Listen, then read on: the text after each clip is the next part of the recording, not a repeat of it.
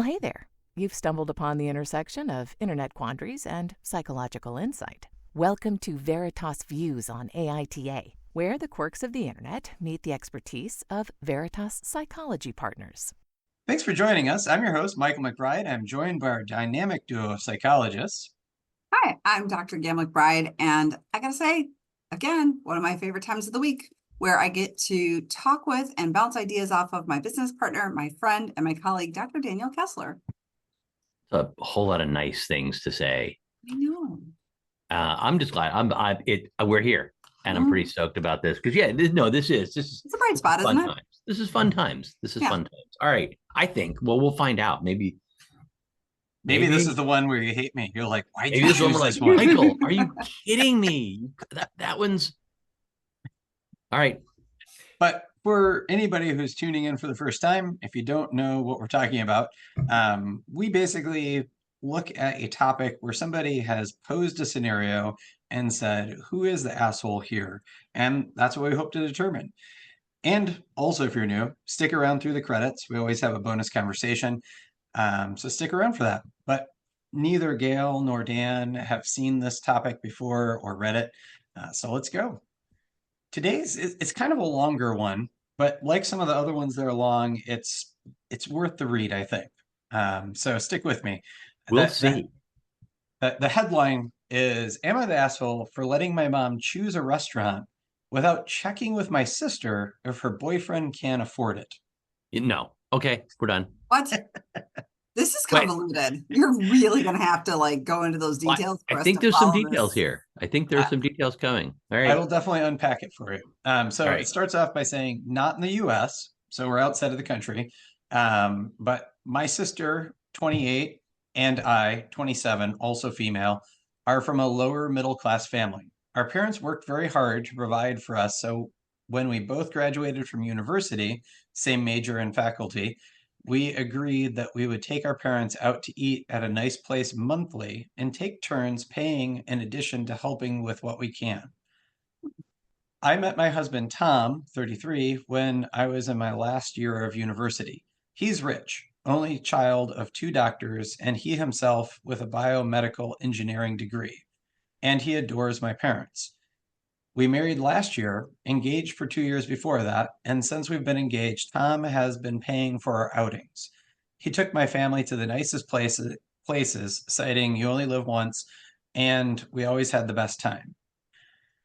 Jen chose to do what she loved, and while her pay could have been better, she never struggled financially. She was able to take the family out last year when she decided to pursue a graduate degree. Tom and I said we would still have our monthly meal and just pay for everyone. Jen started seeing her boyfriend, Rick, 9 months ago. 5 months into the relationship, Jen asked if she could bring Rick to our meal, and we said yes. Rick was working a similar job. So far? Yeah, you're with me, right? I'm with you. I'm with you. Okay. Go ahead. Keep going. So Rick was working a similar job to Jen's, but in a more senior position. So neither of them make nearly as much as Tom and Jen. It so happened that my parents craved a certain type of food when Rick started to join us. So the restaurants we chose were not overly extravagant. Rick noticed how Tom and I always paid and said he would like to cover the bill next time. Everyone said okay. My mom chose a nice restaurant for our last outing. My parents and Tom proceeded as usual, but I noticed Rick and Jen looking a little tense. When it was almost time to pay, Jen pulled me aside and asked if she could borrow some money. I told her I would be happy to pay for the meal. Jen said it would make Rick look bad and that to not be able to pay when he said he would. I told Jen that Rick could put everything on his credit card and I would send the money later. Rick ended up doing that, and after we sent for my parents back home, I asked Rick how much money he would like me to help with. He said he didn't expect to dine with such elites, and it was classist of us to spend so much on one meal. Tom said if he couldn't afford the place, he should have just told us and we would have happily chosen something different. Rick then accused Tom and me of calling him poor and beneath us. He said he would rather go into debt than accept our help. I could tell Tom was mad, but he just took me home. Jen later called and said I was inconsiderate for not asking our mom to choose a less pricey restaurant.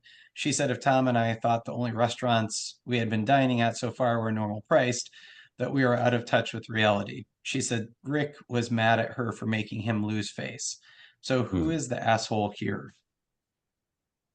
Wow. There are a lot of opportunities to have communicated more clearly that are getting missed. And I know we say that a lot We here, do. but Oh, gosh. oh my goodness. This one makes me sad. Right? It makes me sad because nobody was doing any of the bad things that anyone thought that everyone else was doing. And I mean, this gets to that like how much money and how much we start tying our value and judgment and all sorts of other things into income and personal wealth or non-wealth. Mm-hmm. And it's sad. It is. I mean, I love that this new boyfriend, and I am losing track of names, sorry, this gentleman in this woman's life wants to be a part of this tradition for the family. I mean, I think that's a really lovely thing. I think, yeah, there's some easily bruised egos around money and expectation. And I think, it probably people went into this without really asking enough questions. Like, is this the kind of the restaurant I can afford, that I want to be spending money at? I sort of assume that this new boyfriend didn't understand maybe the level of expense that was being spent on these meals, and was enjoying that until all of a sudden he had to pay for it himself. And let's be clear, he didn't have to. He offered. Right. And I think the sister of that boyfriend, she would have known these things, and it seems like there was an opportunity for her to prep the boyfriend and just take him aside and say, by the way, with all of us going, these meals can really add up. Is that something that you're still comfortable with? Yeah, I mean, what I want to do is like roll back and look at we can look at so many places here where here's a missed opportunity to have a conversation. Here's a missed opportunity to have a conversation. Here's a missed opportunity to have a conversation. And each one of those comes, for the most part, out of assumptions people are making, out of and so many opportunities to make a positive like assumption, understanding of it, and make a positive attribution and say, oh, this is and so many missed opportunities, like, and so many, and interpersonal conflicts are often just a host of missed opportunities. And they are. And what makes me feel really sad about this is I have to assume the sister and the boyfriend are in a pretty serious relationship. And this kind of hurt is the sort of thing that can really divide a family for a very long time. They may not find their way toward a repair between the, I guess, 6 of them. That's really hard to think about, is that you've got to now make a choice between your family of origin and this person you care about, and a hurt that didn't need to be. It was based on assumptions and missed opportunities. But there, I also, and while I think there's so many missed opportunities, there's also like, the opportunity for anger. I'll recount a hopefully brief personal story. I was in high school, and dad was a government worker. We had a nice house, but dad was a government worker, and I was dating someone who was in a far different financial status than we were. And let's go out to lunch, and I forget exactly where we went, but this was 1981, and I was working for like $3 an hour, and the dinner bill came and it was like $25, $30, which for me at that point in my life was just like, because she suggested the restaurant, and I'm like, all right, I'll go, sure thing, and here I am, I'm taking my girlfriend who's older than me, and I had like, I remember in the moment feeling really put out. I remember in the moment feeling like she wasn't in touch with my financial situation, and I had the opportunity ahead of time to like although I couldn't have, back then we didn't have the internet, so I couldn't have looked up the place to figure out if it was You were going expensive to go or to not. Yelp and figure that out. Yeah, there's no Yelp. There was no way of looking it up. And I'm sure that in my 16-year-old brain, like I got to the place and saw the menu and there I am, like trying to find the least expensive thing on the menu, running through my head. Do I have enough money on me? And being scared and anxious and nervous the whole meal. And she's going, this isn't as good as the last time I was here. And I'm like, like you could enjoy it, but the emotions that get tied up in money and what other people, and I do remember feeling a bit resentful in that moment about her not getting where I was. So I can kind of see that. I have a not exactly a similar experience, but a somewhat, Michael and I were really new in our careers, and we had gotten a job, and a friend wanted to celebrate, and they gave us the choice of 3 restaurants. And if you know restaurants in the Minneapolis area, it was Chino Latino, Manny's, or Ocean Air.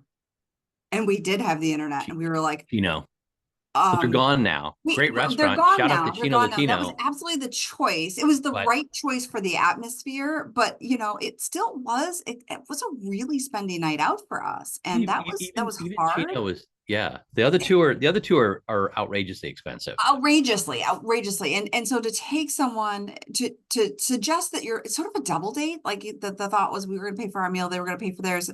I have always taken that with me, I think. So has Michael. And so when we have suggested a restaurant that we know may be a little bit of a reach for someone, the assumption that we go in with is we're paying for this. If we suggest it, then we are treating. And we have, we've gone out with, there's a couple that lives nearby that are newer in their lives together. And we just won't put that on them, because I don't want anyone to look at that bill and then gulp and feel like they can't afford it. I mean, the failures here are many.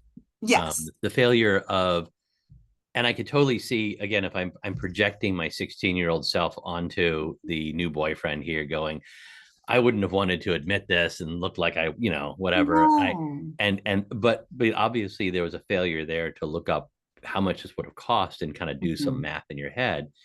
Having recently had a few celebratory meals that I know that they can run up in price. But also a failure on the other, on the family to look up to say, if we're going to suggest a restaurant, let's suggest someplace that's going to be a whole lot of fun, but isn't going to, they knew the financial situation. Well, and the parents do. It seems a little presumptuous to pick the restaurant and then not expect to pay for it. Like, I would have liked to see the boyfriend say, hey, I'd like to pay for the next meal. I'd like to take everyone out. And here is my suggestion of a restaurant where it's at a price point that he would be comfortable with. And I think that would have been a really elegant solution to the whole thing. We've got so many different layers of decision makers happening here that, they have a pattern that's kind of familiar. And so there isn't a worry about, those kinds of things, but they've introduced a new element, and they kind of stuck them in the deep end. And I find that to be a bit unfortunate. But like everyone here had an opportunity. OP is asking us if she is the asshole, and she had an opportunity. She had an opportunity to kind of check in and say, hey, this place is going to be, I want you to know, like, this place is going to run like X number of dollars. Is that cool with you? Right. And not out of a sense of like, we can afford it and you can't, but like, and then her sister had an opportunity to say, like, it's like not a judgment thing. Like, you're doing what you love, and that's not a field that makes a ton of money. What an opportunity to be like, I mean, I think for everyone here to be able to say, like, no, how about someplace like this that we could, and to have that sensitivity around this sort of thing, to recognize that there can be hurt feelings around money, for the OP to intervene and go, hey mom, hey dad, can we pick some place that's not quite as spendy, even behind the scenes, for mom and dad to recognize that the new boyfriend can't swing that kind of cost, or that their other daughter can't swing that kind of costs, for them to look it up ahead of time and go, hey, how about this place instead? This is a really great place that we really love. I'd love to take you there and introduce you to this food that I love so much, that is also probably going to be a lot less expensive. So many opportunities. And I would have loved to have seen this boyfriend not just sling accusations and attacks about, being elitist and those kinds of things, because it does sound like he has benefited from some of these meals and now is kind of walking that backward because he can't afford it. And that seems like a move he is making out of just hurt and maybe some shame. So Yeah. I'm not mad at him about that. I'm a little mad at him.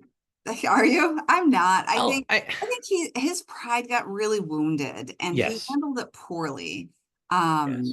But as you often say, I'm going to assume positive intent out of this boyfriend. He's trying to keep up and he found it really hard. Oh, and he tripped absolutely. big time. Absolutely. Like, I totally see where, this is such a male ego. Male ego really, really sucks sometimes. Sometimes it's more delicate than China. Oh yeah. And and there's just if I'm always getting and I'm not paying, I am failing as a man. Right. Is this idea that he's got. So in order to succeed, he now has to do this. When he can't do it, he's faced with either I failed in my task as a man, or the other person is an asshole. So out of that spot of in that being that cognitive conflict, I'm not a real man, or that guy is actually, or I didn't fail, but that guy's an asshole. He went down the path of accusing and blaming rather than confronting the underlying assumption, which is if I can't afford this, I'm not a real man. Yes. Now, I've gone really far afield, by the way. Well, it brings up an interesting psychological concept, though. So it says something about the strength of his ego, right? Yeah. Because when I am faced with failure, either I suck or the situation sucks, right? Or the other person sucks. And there's a bit more ego strength than the other person sucks. So there's less ego strength when I suck. So we can also acknowledge that, perhaps there's some good ego strength there, but it's a bit fragile because it's based on his maybe net worth or his ability to pay for dinner, and that's of course not where human worthiness comes from. No, it's not. And it just again so I think I'm most troubled by that piece, by the piece where not the initial stuff, but the conflict that escalated afterwards, with everyone getting into the blame, accusation, negativity stuff that just, you missed a chance. Yes. And so we haven't addressed, what are your thoughts on the sister quietly saying, we'll send you some money, put it on the card, right? And then we'll send some cash. What do you think about that? Again, this isn't open for interpretation. For many to be able to say hey, I know we're not in the same financial situation, and I know mom and dad picked this expensive place, we'll happily cover a piece of it, I think can be interpreted as a really caring thing. And that's how I'm choosing to interpret it. She felt bad, and out of this kind of feeling bad, she wanted to help her sister out. I can also see how that could be interpreted by the sister as in a negative way if she chooses to. Well, I'm choosing to assume positive intent. Yeah, it sounds like the sister initially was yeah, okay, that'll work, and then had a workable plan. But again, I think it seems like from the details that we have, then on the back end, the boyfriend had a bigger emotional response, and the sister was in a position to not really be able to accept the help she initially indicated she would. Well, no, to be fair though, the sister didn't ask for money. She asked for a loan. She said, we don't have enough on us. Can I borrow a few bucks from you? Oh, true. Okay. And then rather than say, yeah, I can do this, we'll set, or even hey, yeah, why don't I throw it on my credit card and you can Venmo me the money later? Sure. And then they could have worked it out later. She kind of jumped to, if you can't afford it, I've got it. So I know it came from a good place, but she didn't actually respond to the question asked. The question asked was, can you loan me some money? And by the way, there's a linguistic thing. I almost got caught in the Minnesota use of the word borrow. Did you hear that? I've been living in Minnesota for 20 years. Disappointed in you. Here in Minnesota, people will often say, I borrowed him some money. I apologize to anyone in Minnesota listening. That's incorrect. Right. And I just almost fell into it. I'm surprised at you, Daniel. I know. I'm really quite appalled. Now, I will say though, however, having lived in the South for 10 years, the phrase might could entirely legitimate. No, grammatically incorrect. No, it's good. It's a great phrasing, but we'll get into that later. But that's a whole nother discussion. We have used another Minnesota term that is fantastic, and we've both used it. Which is? Spendy. Spendy. Oh, absolutely. I don't hear that outside of Minnesota. No, that's Minnesota. When I use it with someone who's not from here, they immediately know what that means. Exactly. No, that's a Minnesotan term that that's the Minnesotan term that I love. But getting back to the whole spendiness and the borrowing of the sister's money, I think there was a failure there to listen. Yeah. I mean, it wasn't the biggest failure, but it was a failure to listen because what she said is, "Can you borrow me some money?"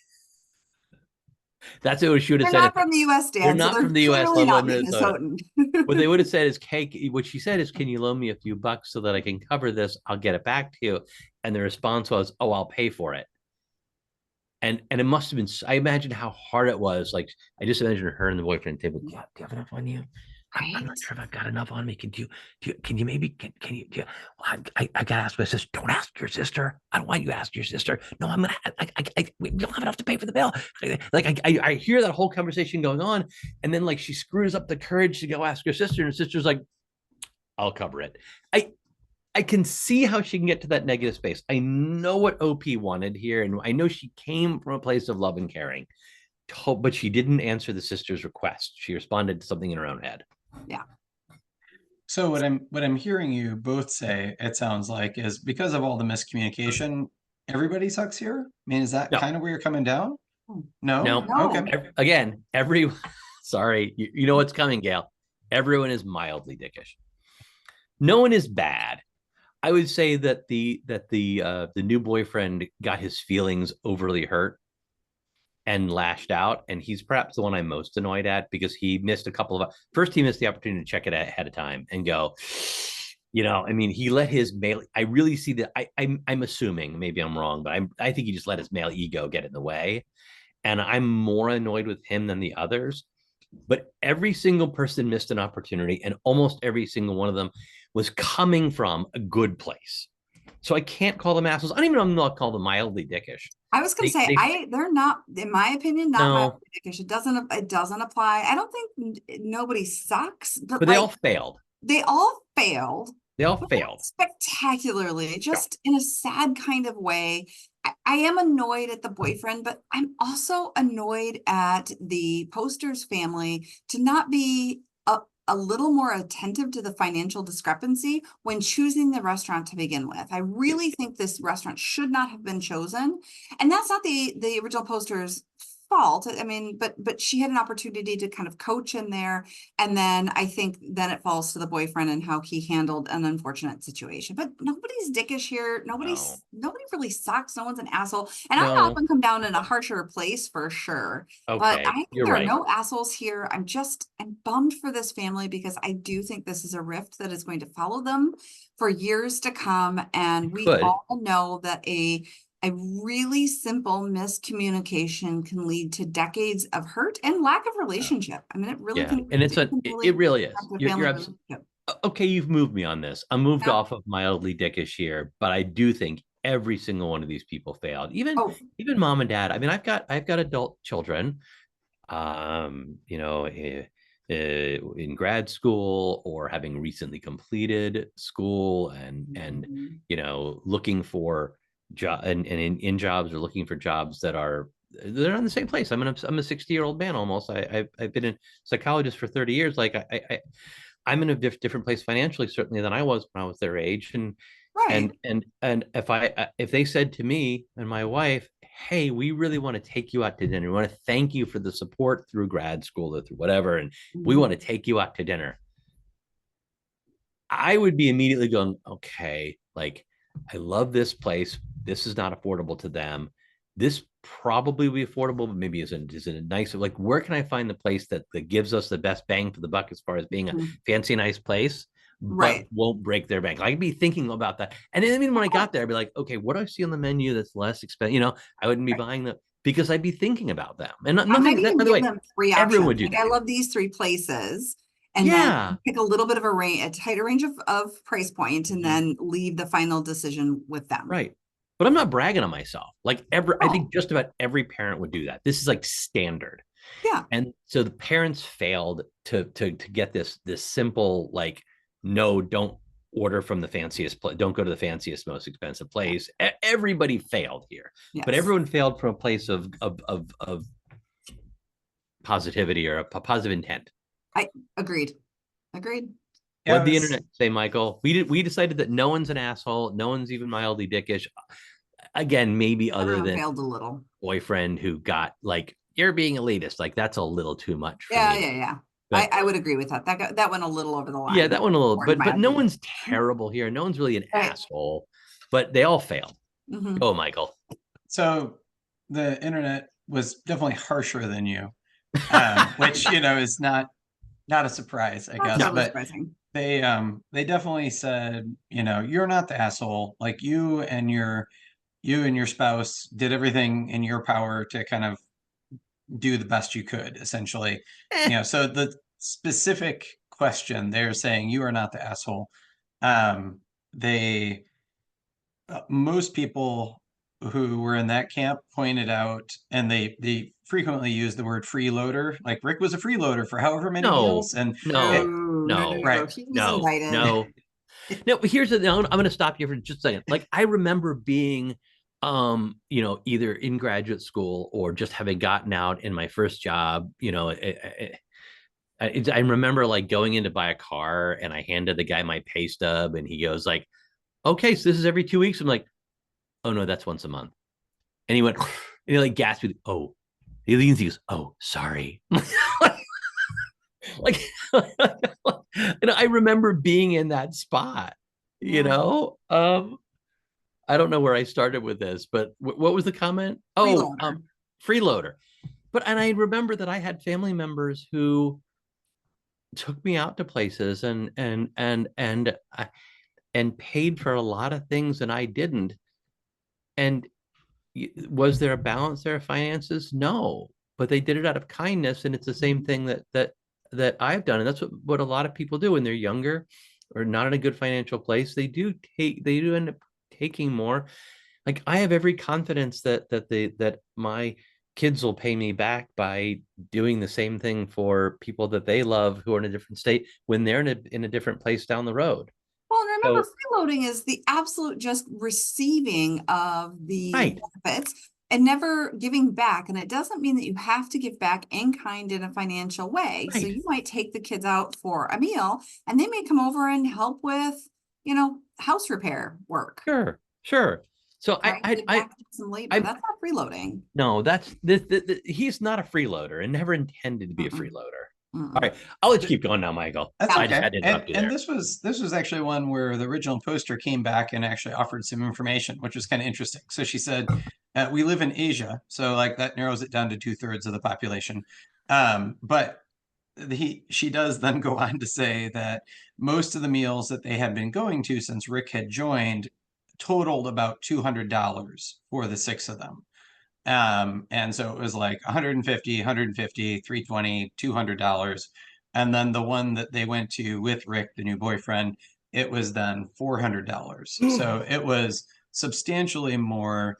And okay, now I would say that does change things a bit. If dinner for 6 costs $150 at a nice restaurant, I'm kind of changing. Like, if I'm talking about dinner for 6 at a nice restaurant in Minneapolis, dinner for 6 at a nice restaurant,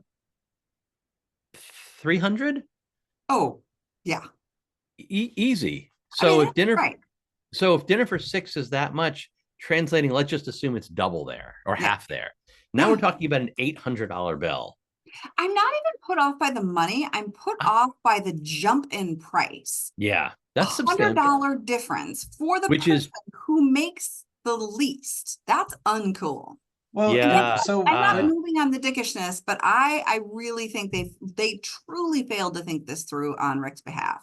Right. So they didn't go. Go ahead, Michael. Sorry. That's all right. What the parents said, or what the poster said in their defense, was like they had been eating at cheaper restaurants several times in a row, 4 times in a row, And then they kind of got tired of that. So then the parent chose a new restaurant, which was more what they had been doing before Rick had come. So there had been a precedent for these expensive, but yes. you But here's the can't, thing. that's changing the contract with Rick. Rick thinks, hey, we at this price point. So But here's the thing. What he planned for. I'm going to guess that Rick has a cell phone. I mean, he could have looked in a weak position to come back and say, that one's kind of pricey. Can we go somewhere else? They shouldn't have put that on him. That would have been socially awkward and talk about losing face. Like they shouldn't have, but again, I'm more annoyed with the family about this than I was initially. Yeah, knowing the situation and knowing the likely expense of the restaurant, I am more annoyed with the family there and everyone for not doing it.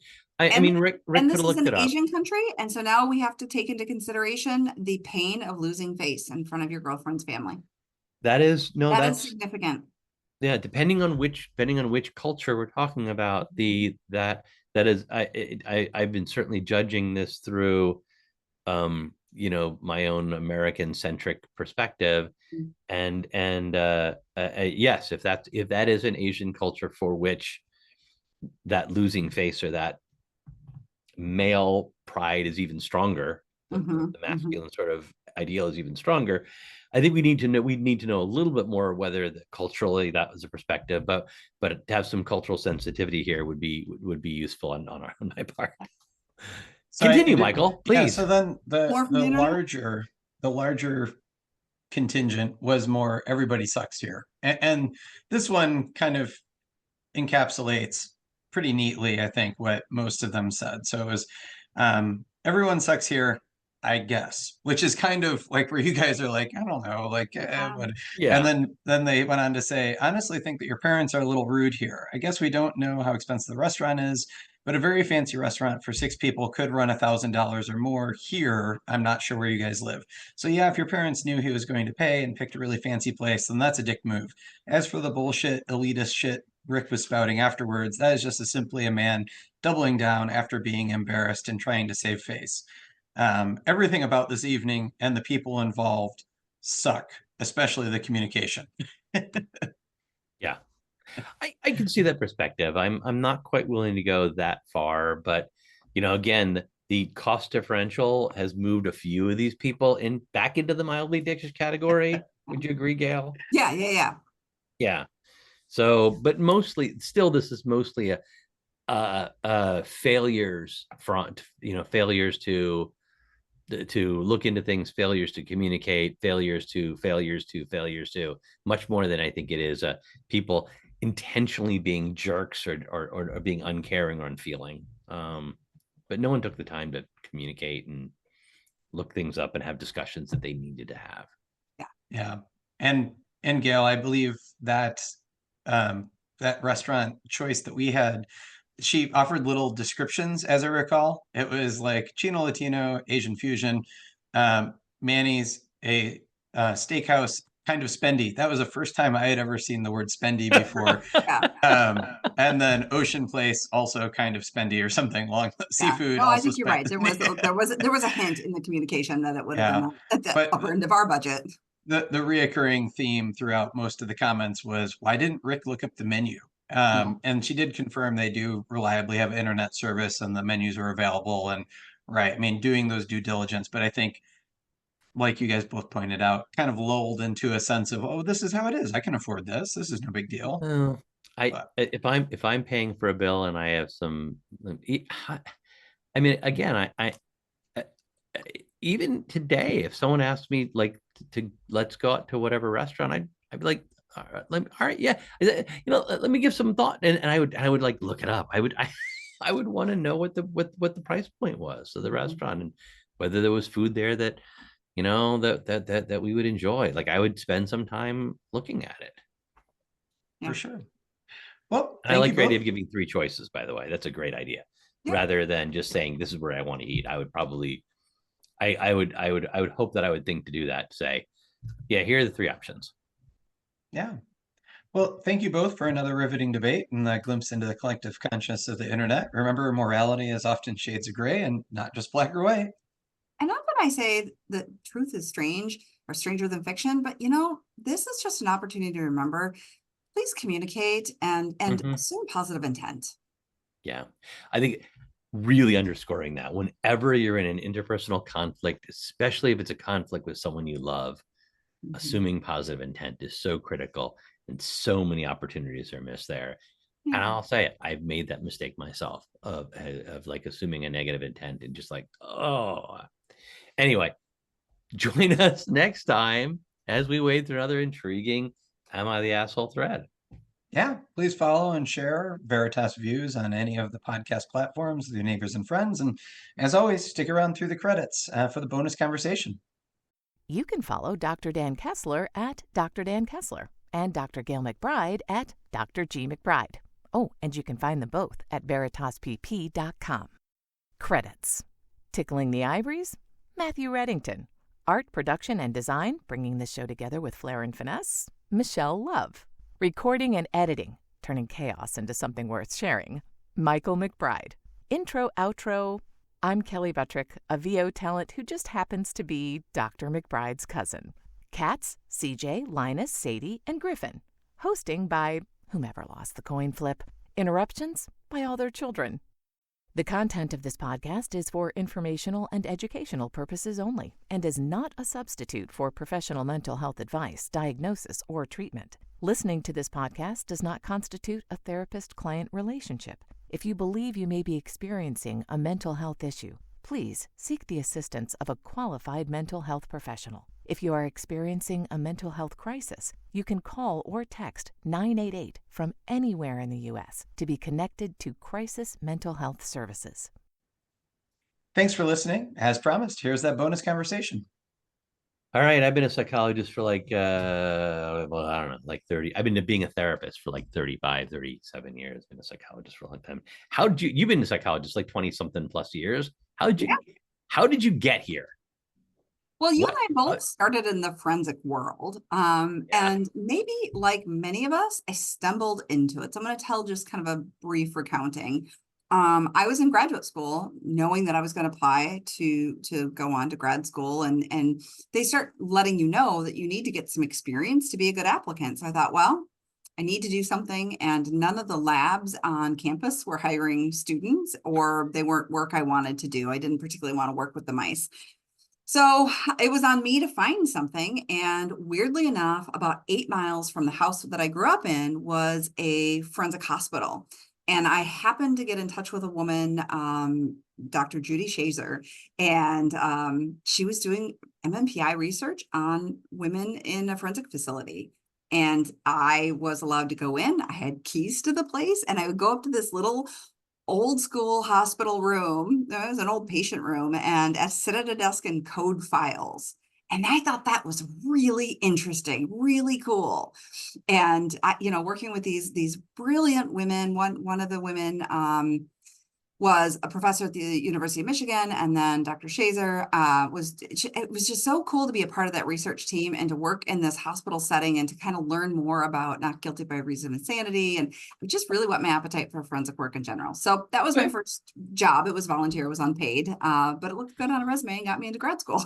But it would not have helped you to pay for an expensive restaurant. At volunteer hours, no. But you know what? I will tell you, Dr. Shazer was wonderful, and she would take her team out for dinner, and she paid. Wonderful.